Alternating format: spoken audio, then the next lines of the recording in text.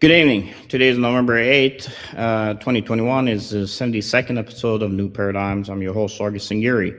My guest today is our dear friend, Clare Lopez, the founder and also president of Lopez Liberty, LLC, with a mission to alert and also educate Americans on a range of national security threats, international, as well as from the Muslim Brotherhood, and also collaborators among the rank and file of the Marxist communists working in our country. Clare has been a senior fellow at the London Centre for Policy Research and also a member of the Board of Advisors for the Canadian McKinsey Institute. She has been an instructor on Iran, Hezbollah, and the Red, Black, and Green Axis for Understanding the Threat, a nationwide training program on the global Islamic movements and also jihadi networks. She has served as a member of the Citizens Commission on Benghazi and also continues to serve as a member of the Citizens Commission on the National Security, formerly the VP of the Intelligence Summit. She was a career operations officer with the Central Intelligence Agency. Clare, it's great to have you here again. I know that you're the expert to talk about when it comes to what happened in Iraq with the strikes that took place against the Prime Minister of Iraq and also what the Iran's expanding role is within the region. Well, thank you, Sargis. I'm really glad to be back with you again. It's always good to have you, Clare. Clare, as we know that there was a strike that took place a couple of days ago against the Prime Minister. Of course, they had the elections on the 10th of October. I wanted to kind of see what your take is, because from my perspective, I think that the strike, to be honest, ended up somewhat helping the Prime Minister politically. You know, Iraq was in a turmoil at the time. Just a couple of days prior, there were protesters in the streets. Protesters were wounded. One was killed, at least we know of. And then the strike takes place, and all the international community condemns it, to include the top general for the Iranian leadership actually visits the Prime Minister. I wanted to have your take on it. What do we know about what happened with the strike, and how is that going to be able to be used by the different players within the region? Right. So we're talking about a drone strike against the house of Iraqi Prime Minister Mustafa Al-Kadhimi. This took place in the early morning hours of Sunday, November 7. The Prime Minister himself escaped perhaps with only light injuries. I saw that perhaps his wrist had been injured, but nothing more serious than that for him. Unfortunately, a number of his bodyguards were more seriously injured. As far as I know, no deaths. The drone strike hit his house. Other drones that had been targeted at the house were shot down without reaching the target of his house, but one got through and did hit the house. It was obviously an assassination attempt. It follows on days of unrest in Iraq. As you say, Sargis, in middle of October, October 10th, there were parliamentary elections in Iraq, and in those elections, something like 2/3 is what I've seen of the seats previously held by pro-Iran parties, individuals, representatives, members of parliament, were swept away, the largest winner of seats appears to be Muqtada al-Sadr himself. Well, kind of back and forth, but I would say on balance pro-Iranian. But in any case, because of the unhappiness over these pro-Iran parties in the parliamentary elections, there had been street protests. There had been protests, particularly 2 days prior to Sunday. That would be Friday on November 5th, specifically right outside of the Green Zone in Baghdad, where Prime Minister Kadhimi's home is located. So those those riots, those disturbances, demonstrations, protests, were met by Iraqi security forces using both tear gas and apparently live fire. At least, I guess, one person, perhaps more, but I saw one person was killed. That again on Friday during the disturbances, and then early Sunday morning, the drone strike against the prime minister's home. I will mention also that in just the hours before those drone strikes targeted the home of Prime Minister Kadhimi, there was an online explicit threat posted to Twitter by the Secretary General of one of these Iraqi Shiite militias under the control of Iran's Quds Force. That particular militia is called the Asa'ib al-Haq. And the Secretary General, Qais al-Ghazali, is the one who posted to Twitter with a very explicit threat against the Prime Minister, saying my message, and I'm quoting here from the Secretary General of this militia group, quote, "My message is to Al-Kadhimi himself, the blood of these martyrs. When you respond in this manner by shooting live bullets in an oppressive manner, what does it mean?"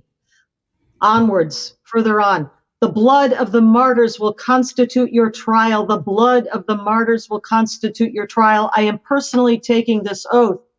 So as far as identifying from whence came that drone strike, it certainly looks likely that at least the Asab al-Haq, if I'm pronouncing that anywhere near correctly, militia group, pro-Iran Shiite jihadi terror militia, was at least involved. And an attack like that inside the green zone against the home of the prime minister with intent to kill him, that would not have been undertaken by this particular Shiite militia or any other without the explicit orders from Tehran, from the Quds Force on up, from the IRGC, and very likely from the supreme leader of Iran himself, the Ayatollah Ali Khamenei.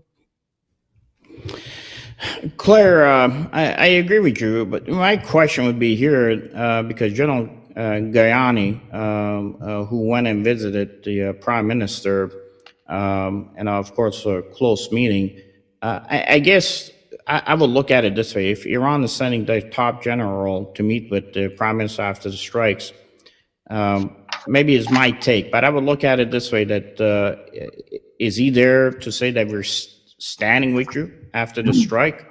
I know that there's a couple of militia groups, as you know, that these are offshoots of the Iranian force structures, basically, for the better term, for our listeners, that are being used in the region to maybe destabilize, in the past, Iraq. Is it possible that Iran may have lost control on these militias, or is he there to take side of one of the militias in Iraq against the other, or is he there to basically sell out the militia members that might have been responsible for those strikes? Could that dynamic play? I'm not sure. You probably know better whether or not Iran has been able to have a full control on these militias in Iraq, or maybe it doesn't. What would the plan be? Who would benefit from a much more destabilized Iraq, or who would benefit from a more stable Iraq, knowing that every place Iran goes, they destabilize the region? Yeah, well, look at it this way. I mean, since the strike that took out the former commander of the Quds Force, Major General Qasem Soleimani, almost now 2 years ago, January 3rd of 2020, that would have been under the orders of then U.S. President Donald Trump. Qasem Soleimani's successor, Ismail Ghani, has not had the same, force of personality, the force of the command, the strength of the command over not just these Hashd-e-Shabi Iraqi Shiite militia, but other proxy militia forces, Islamic Jihad forces around the region. The charisma of a Qasem Soleimani, Ghani just doesn't have it. Nevertheless, I would not go so far as to say, and I cannot be sure, but it's my impression that the Iraqi Shiite militias, the Hashd-e-Shabi, of which the Asaib Ahl Haq is just one. There are several others, major ones. Badr Corps is another. I tend to think that they still are under pretty firm control of the Quds force. Ismail Ghani or not, they are under Iranian control. And certainly an attack on the home, the residence of the Iraqi prime minister is not going to be a willy-nilly, I woke up this morning and, I felt like attacking the prime minister. This is going to come from the very top of the Iranian regime, probably by decision of the National Security Council. You had a statement, I'm looking at my notes here, a statement from the Secretary of Iran's National Security Council, Ali Shamkhani, and he, in a tweet later on Sunday after the attack took place, in a tweet, blamed the United States. Of course, that's absurd, and everybody knows it. But I would think my judgment would be that this attack came after a meeting of the Iranian National Security Council, and again the Secretary Ali Shamkhani. Of course, that Supreme National Security Council would not take such a decision without the approval and the backing, and I would think the direct orders of the Supreme Leader of Iran, the Ayatollah Ali Khamenei. What the purpose? Revenge for the losses suffered by pro-Iran political parties in the parliamentary elections back in October in Iraq. And also to take out Kadhimi. This was an assassination attempt. They meant to kill him. But to take him out because he's perceived by the Iranians as pro-American. Now, others might say that Kadhimi is trying to balance, U.S. interests, Iran interests, and he's kind of caught in the middle. They might say he's trying to balance. The Iranians perhaps see him as tipping more towards the United States. In any case, somebody at the top of the Iranian regime has decided that he needs to go. Well, look, if there's any tipping point on that, it would be that you had the members of EU, United States, and most Western powers condemn the strike and stand with the prime minister. Now, this probably, I would say, because he wasn't killed, it might actually play in the hands of the prime minister, because it will now strengthen him to be able to maybe serve another 4 years after these parliamentary elections that took place on October 10th, because it was really out of control. There were clashes with the police on the streets, and then as soon as the targeted strike went in, everybody's focus just shifted and now is paying attention to the prime minister himself. It could have been that he would have been replaced. Maybe there would have been another prime minister, but the fact is now he might be in a stronger position. I guess from the other perspective, if I was looking at it, maybe the Iranians were trying to bait him into a more destabilized Iraq, because here's where he's at now. If you're the prime minister and they can reach out and touch you, then nobody in Iraq is safe. So he has to show somehow. Yeah, nobody agrees on it. I don't mean to laugh. I mean, it's serious. Yeah. Go ahead. It also points up, I think, the very serious and I think escalating threat from Iranian development and deployment of drones as part of their military strike force. We've seen the Iranians, their proxy militias use rockets, use missiles, but increasingly we're seeing the use of drones. Drones can carry various different types of payloads, explosives, but other kinds too. We've seen these drones being used against shipping, for example, in the Persian Gulf area, Strait of Hormuz area. We've seen drones previously being deployed against the Saudi oil fields, oil facilities, pumping stations. Increasingly, I think Iran is turning to drones as a key element of its offensive strike ability, standoff strike ability from a distance. They've used people, militias, actual forces, but I see a very much increasing and dangerous threat coming from their advanced deployment or deployment of advanced generations of drones.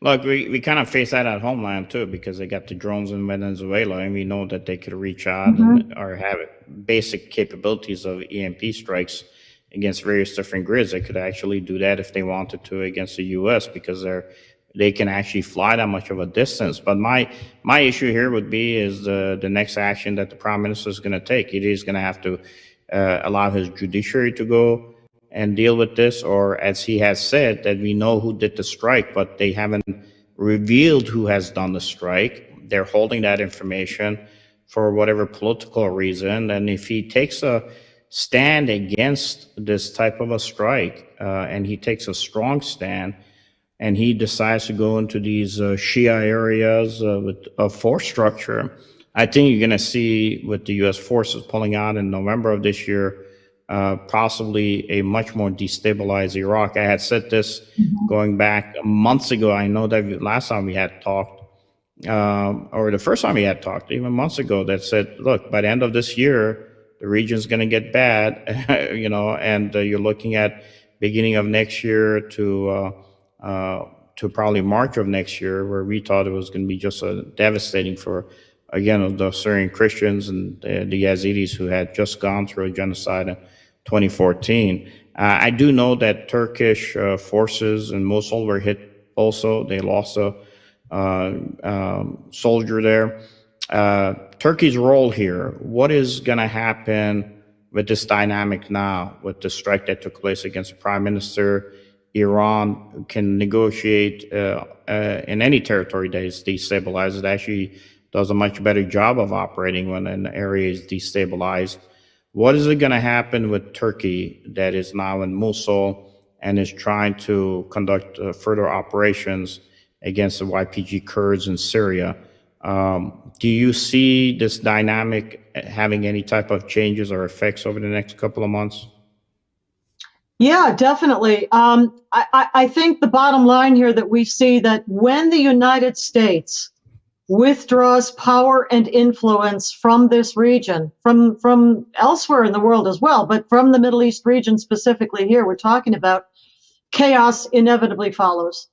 And that's what's happening. The entire region is becoming destabilized. The jihadist regime of Turkish President Recep Tayyip Erdogan has expansionist ambitions.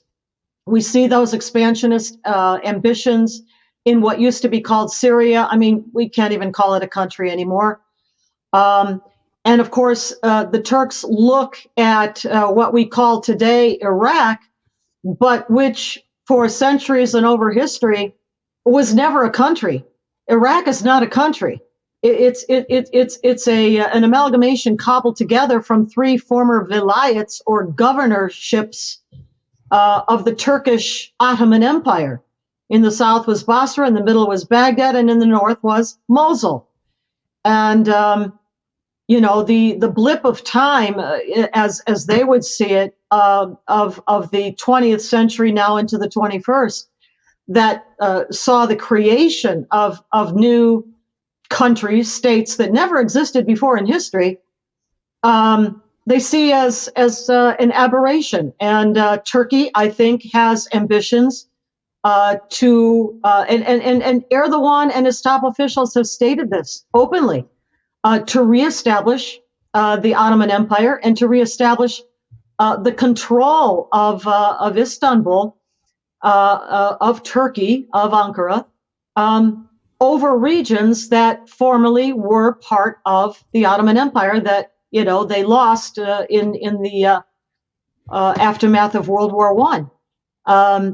They see the intervening 100 years or so as a blip of time, and they want to turn back the clock. They're very open about the talk of reestablishing the Ottoman Empire and the influence of Turkey over the region. So that is only adding to the destabilization. Turkey and Iran are somehow sometimes aligned in a way, but they can also be rivals in this area, as both have irredentist ambitions.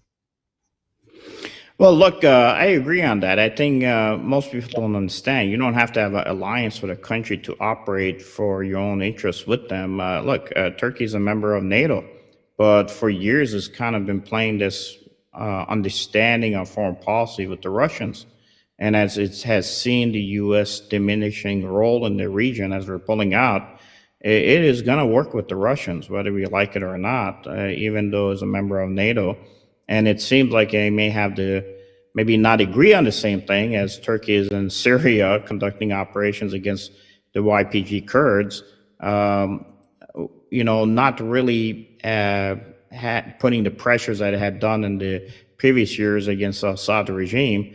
So there's a kind of a balance there. Unfortunately for the Turks, areas they want to go after some of those Kurdish forces is actually Russian territory, protected Russian air assets, and also Russian air in Syria itself. So it plays this kind of without having a treaty or a agreement with or defense cooperation agreement with another nation.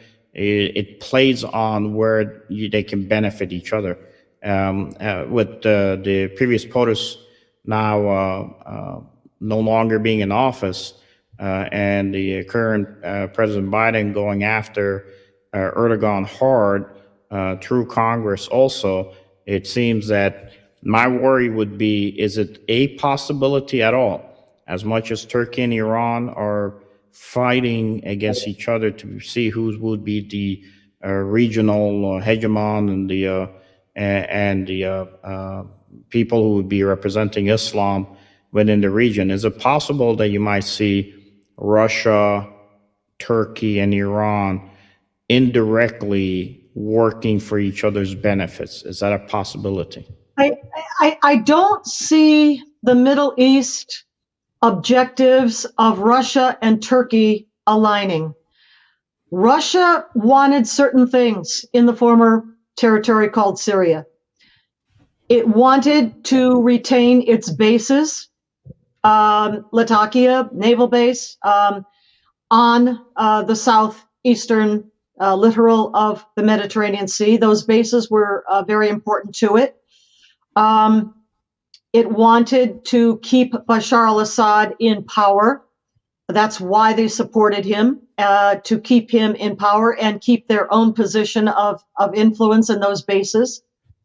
But that's not necessarily the same thing as aligning with Erdogan, with Turkey, which seeks to carve out for itself a territory within bordering the territory that was formerly part of Syria, immediately bordering Turkey. And of course, Turkey preventing any alignment or unification of Kurdish forces. Those are objectives of Turkey that are not necessarily exactly the same as the objectives of Russia. And remember history. Turkey and Russia are great power adversaries for centuries in the area that we're talking about and on up through the Caucasus. I do not see their interests aligning. I see, certain modus vivendi. I see Turkey turning to Russia for perhaps, the S-400 anti-ballistic missile defense system, because the United States definitely opposes that, but Turkey wants that defense system. Those kinds of things, yes. But broader ambitions of Turkey for the reestablishment of the Ottoman Empire and the expanse of its subjugated territories across the region, I don't see Russia supporting that at all. I know that Turkey's elections are scheduled for 2023, and right now, just looking at the support for the current president Erdogan and his party is very much diminished at best. Um, do you think it's a possibility that they may hold early elections? If not, do you think that in 2023 it's possible that Erdogan party will lose? Right now, it seems based on the numbers that they could lose to all the three opposition parties against them. I think it's very possible that elections could be held sooner than 2023. And indeed, exactly as you say, uh, because of the mismanagement of the Erdogan regime, the economy doing very poorly, and the crackdown on civil rights, human rights inside of Turkey itself, as well as the animosity, the belligerence, the aggression shown against regional neighbors like Cyprus and like Greece. I think all of those could work against Erdogan and his party. He's been in, after all, for over 20 years, I guess, in power, Yeah. one way or another. And I think that, well, if elections are in any way reflective of the will of the people, let's say that. Yeah, if elections are. I do know that you mentioned the issue of the drones, especially with the Iranians. Look, Turkey has been very big when it comes to developing weapon systems with defense cooperation agreements with the various countries within the region, as one of the major exporters now of their weapon systems that are being used throughout the entire region. A lot of the areas that Turkey is in now, where it actually conducts its operations, whether it be Libya or other places, really all those do fall into the same areas that used to belong to the Ottomans. Even if you want to look at its support for the Azerbaijan forces against Armenia, Mm-hmm. which, I think the Armenians were shocked that the Russians did not step in and support them. I think that was a miscalculation by the Armenians, but also even supporting by giving some capabilities to the Ukrainians, because Turkey understands that a much more powerful Russia really is going to be able to squeeze it. The other issue for NATO is, though, if you lose Turkey and Turkey is out of NATO, you're literally losing the entire southern flank of NATO is gone. You're losing a major territory there. How can Turkey play this to its advantage, or is it going to just play it as it's already playing it for just monetary support, because it really has gone through its reserve, whatever it had? I mean, it doesn't help when you take your relative and put him in charge of your finances of the nation, and that doesn't help. But I do know that Turkey has an agreement with the Shanghai Cooperation Organization lead, which is China, as to being able to take his lira and actually flip it to the Chinese currency to be able to stabilize itself. How is this dynamic going to play, do you think, over the next decade? Let's say there's elections, and unfortunately, again, Erdogan stays in power. Um, is it going to be to a point where by that time we have already left the region, as far as the U.S. is concerned, that it's possible that NATO may lose its most capable, geographically placed ally? I wouldn't say capable, I would say geographically placed ally in Turkey. Is that something that we should be worried about? Well, I mean, here's the thing. When the NATO Treaty Alliance was formed back, decades ago, there was no provision in it for either downgrading the membership of any nation or expelling any nation from the treaty. There's no provision in the treaty for any such thing. So it's hard to see how Turkey would be separated from NATO. There's no procedure for that to happen. But I think you're making a very good point about Turkey and the actual question of whether it truly is a NATO ally, a U.S. ally anymore. A few years ago in 2018, when I was still at the Center for Security Policy, I helped to edit and co-author a book we published then called Turkey, Ally No More. And it was a collection of chapters written by different authors, including some of Turkish origin, ancestry. And the conclusion of the book, of the group, is that even at that time, and we're talking, 3+ years ago, as the book was being written, that Turkey was an ally no more. Let me add one other thing.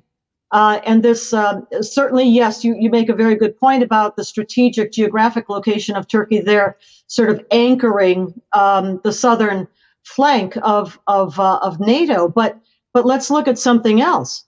And that is that Turkey has now taken the place of Saudi Arabia, probably by decision at the OIC, Organization of Islamic Cooperation, taken the place of Saudi Arabia as the global sponsor of the Muslim Brotherhood.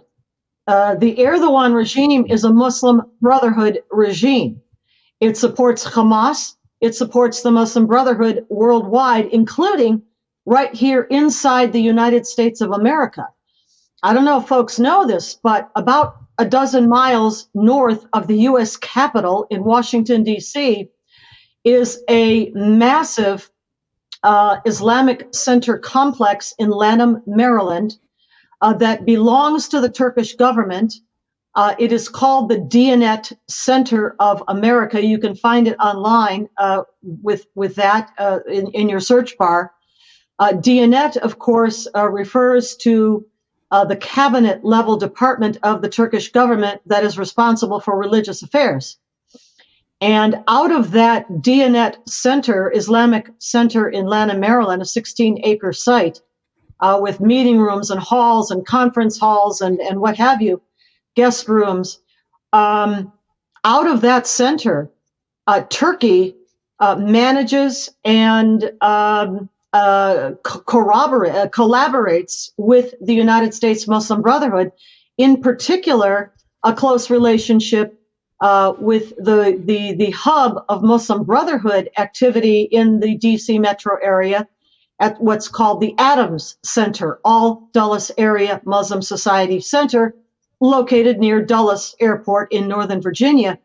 But that is where the collaboration takes place between the U.S. base of the Muslim Brotherhood and Turkey. Turkey is now the one funding the building of mosques and Islamic centers in America. It is staffing those mosques with imams. It is supplying those mosques and Islamic centers with publications and books. This is not Saudi Arabia anymore. It's Turkey. And Turkey is working inside the United States, a supposed NATO ally, with the jihadist force, the Islamic movement, the Muslim Brotherhood, whose jihadist objective is the destruction of the constitutional republic that we call America. Look, and they're all over the lobbies too, and they have major lobby groups, and I think people can go out there and take a look at some of the open source and read about how Turkey uses lobbyists to affect U.S. policy, and it's amazing. Muslim Brotherhood is everywhere. It is beyond my comprehension. I saw them when I was in just recently in Kenya, coming back. And even in Israel, there was an absolute shock factor that hit the Israelis on October 13th, I think it was, that there was a presentation made by Israeli press that indirectly the Israeli government gave money to Islamic Brotherhood because now you have various different members of the that are tied to Islamic Brotherhood are actually in the Parliament of Israel itself, in the Knesset. Yeah, the Ram Party. So The Ram Party is a brotherhood party. Sure. yep. Well, there you go. So, I mean, when and they gave him money, and that money transferred to the Islamic Brotherhood, operating against Israeli forces. So they're everywhere. They got their connections, and the biggest thing, as you said, that Syria is really not a country. Iraq was never a country. I want to kind of take this whole thing up to the West and on Lebanon. Because I know I was recently asked, and I said we have to stop calling Lebanon a nation. Lebanon is Hezbollah, and if Hezbollah says I want something done, it gets done. People say, well, we can invest money into the Lebanese military, but the Lebanese military takes orders from the civilian leadership in Lebanon, who takes their marching orders literally from Hezbollah. And I don't know if that's understood by our folks. My wife is from Lebanon. She doesn't like it when I say that Lebanon is not a country, but I just don't see it anymore. I know there's been some unification amongst the various different Christian elements in Lebanon, but it might be too late. I don't know. How do you see Lebanon shaking out in this entire fight, especially what Iran and Turkey are trying to do over the next few months in the Yeah. region? Lebanon is a country. It still is a country. But I think we also have to call it a wholly owned satrapy of the Iranian regime. It is the Iranian regime, of course, that established through the IRGC and the Quds Force Hezbollah in southern Lebanon, among the Shiites of southern Lebanon back in the early 1980s. And from that time to the present, the influence and the power of Hezbollah inside the Lebanese state has completely displaced Saudi Arabia, for example, which had been a backer and a sponsor of Lebanon back at the time of Prime Minister Rafiq Hariri, assassinated, of course, by Hezbollah on orders from Iran back in 2005.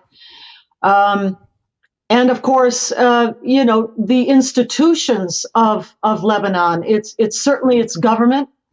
The presidency has had a relationship with Hezbollah that is aligned and favorable. The Maronite Church of Lebanon belongs to Hezbollah. The patriarch, Boutros Ghali, I don't know, he's been a little bit back and forth with regard to Hezbollah, but signed an accord with Hezbollah, has been very close to working with Hezbollah for many, many years. Right now, maybe shifting a little bit. The Maronite Church and Patriarch, who, by the way, is also a cardinal of the Catholic Church, made a cardinal under the Vatican when Pope Benedict was the Pope there. So he wears two hats, quite literally, the Patriarch of the Maronite Church and also a cardinal in the Catholic Church, Maronite Church, a subsidiary of the Vatican. But in any case, what I'm saying is that Hezbollah has taken control of the institutions of Lebanon, to include the Lebanese armed forces. The insistence, for example, of the United States government, Department of Defense, Pentagon, still in trying to claim that the LAF can somehow be a counterweight, a counterforce to Hezbollah inside of Lebanon is foolish.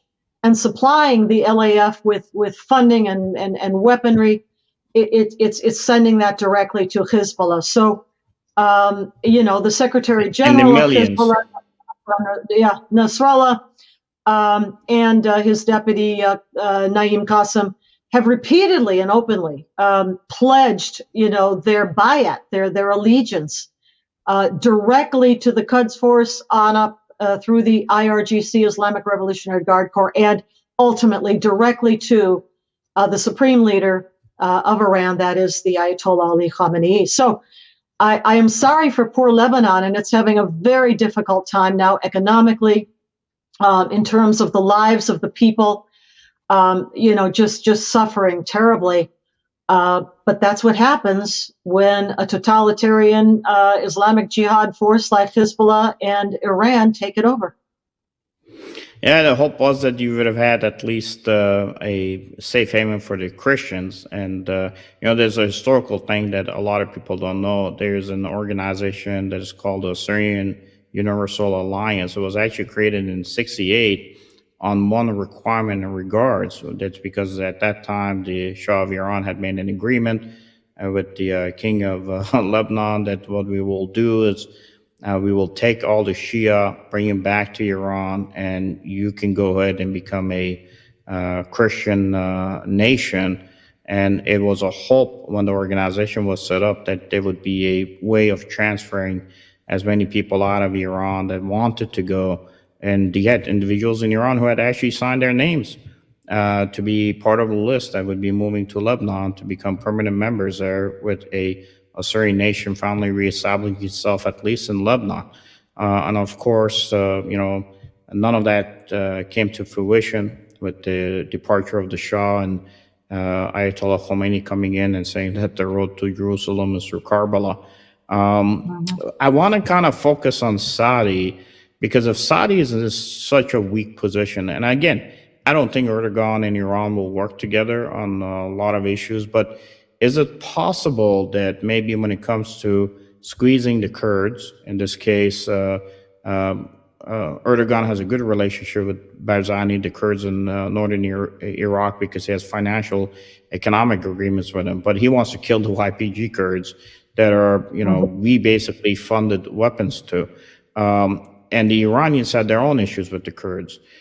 Is it possible that these two may collaborate together, at least to where they cleanse the Kurds that are destabilizing factors within their nation, and at the same time possibly use this opportunity with a weakened Saudi Arabia, which is for decades it's been leaking out that there were decades relationship behind the scenes with the Israelis, that they may try to at least use whatever ability they have within Syria to really start targeting and completely destabilizing Saudi Arabia and weakening it to even beyond where it is now in a weakened state. Is there a possibility or not?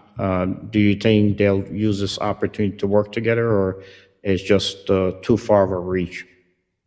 Well, I think it's very possible. I mean, certainly the Iranian regime has taken direct aim at the Kingdom of Saudi Arabia. And this goes back, of course, centuries upon centuries, because the Shiites, as the minority faction within overall Islam, a minority to the Sunnis, that is, 15% versus, 85%, very roughly speaking. Going back centuries, with a sense that they've gotten the short end of the stick, the Shiites have, and they've been blocked out of any kind of administrative role of what Islam holds to be the two holy places of Mecca and Medina in Saudi Arabia. That rivalry is of centuries-long duration. And so certainly now, as the Iranian regime feels itself ever more powerful, ever more willing to use aggression, as well as infiltration and information and intelligence operations, against the Kingdom of Bahrain, for example, with its Shiite population, to arouse discontent and turmoil among the Shiite population of Eastern Saudi Arabia that borders on the Persian Gulf, across the Persian Gulf from Iran itself. The deployment, as we've said before, of drone strikes against Saudi oil facilities, attacks using proxies, using the Houthis out of Yemen, using probably some of the Hashd al-Shaabi militia out of Iraq to attack Saudi Arabia. I think there is an attempt, as you're drawing the picture there, Sargis, sort of geographically to surround the Arabian Peninsula with forces hostile to it. And that is why you see such strong Iranian regime Hezbollah support for the Houthi rebels in Yemen. It's not about Yemen. It's about its strategic geographic position at the western tip of the Arabian Peninsula, astride the Bab el-Mandeb, one of the 8 most critical straits in the world. The choke point to the Red Sea, Suez Canal, and so forth. And then up and around, you've got other hostile, other proxy forces of Iran and Iran itself hostile to Saudi Arabia. So yes, absolutely, I can see an attempt being made to unify some of these hostile forces, not just against Saudi Arabia, of course, against Israel as well, with Hezbollah in Lebanon to the north of Israel, and Hamas, which is, of course, the Gaza branch of the Muslim Brotherhood, there in Gaza to the sort of south or the southwest of Israel. Yes, there is an attempt, I think, geographically, geostrategically speaking, to surround both Israel and Saudi Arabia, which, paradoxically, we're seeing, as you just mentioned, forming a kind of a relationship for many years behind the scenes, quietly, discreetly. Now with the Abraham Accords, more and more openly. Certainly the 4 that signed on immediately or soon, shortly in the beginning, to the Abraham Accords, Bahrain, United Arab Emirates, Sudan, and Morocco, did so certainly with the behind-the-scenes backing of Saudi Arabia, and in particular the Crown Prince, Mohammed bin Salman. Not so sure about the King Salman himself, but MBS definitely. But even talk of Saudi Arabia itself, perhaps even without the backing of the Biden administration, which has taken, a 180-degree turn away from, the helpful role, the unifying role of the Trump administration in encouraging the Abraham Accords and more to sign on to it. But even without that, the talk behind the scenes that perhaps the kingdom could accede to the Abraham Accords at some point. I don't know how soon, but bringing them together. Israel, the most powerful military force in the region, as well as our closest, ally in the area. But I mean, who would have thunk, right? Bringing those two closer together, Saudi Arabia and Israel. But that is in response to, it's in defense against Iran and its geostrategic encirclement and its offensive against them. It's no surprise. I mean, when you got the Russians building a nuclear power plant for the Turks, which could lead in the future to Turkey's ability to be able to have a nuclear weapon, and our current administration concentrating on trying to close a oil pipeline in Michigan. It's no surprise we are where we are today. And unfortunately, I know that we're running short on time. We're not going to be able to talk a lot about Veterans Day coming up, but our Marines, brave Marines, the battle for Fallujah started just on 7 November and continued through 22 November, and we sacrificed a lot of treasure, and those boys fought. It was one of the major, if not the since Way in Vietnam, it was the one of the largest urban battles that took place. But we took that territory back, and now we have decided to just leave the entire region from Afghanistan and the Middle East in just turmoil. And I don't think what we got, I don't know what we expect to see. Peace break out after we leave. There's going to be more wars, rumors of wars, and possibility for Israel to have to take action against the Iranians, which the current administration is standing behind, which is not going to be beneficial to us in the long run. I'll give you the last words, Claire, as always, you really break down those eaches. Much appreciated. But however, you want to give us a last word on how you see the region, or what are your thoughts about where we're going to Sure. be from the You know, U.S. side? I'll leave us with this, and thank you, Sargis, for a great discussion on the region and developments there. But what happens in the Middle East region does not stay in the Middle East region. Jihad is a mandate. It is an obligation. The Shiite regime at the head of Iran currently takes it very, very seriously. It's in their constitution. The constitution of Iran states very clearly that the jihad is to conquer the entire world and place it under Islamic rule, the rule of Islamic law, of Sharia. So the destabilization in that region, that is a natural sequence following the removal, the withdrawal of American power and influence, threatens not just the region, our allies, in particular Israel in the region, but our many bases, military bases, alliances in the region, and diplomatic facilities, as well as very critical waterways.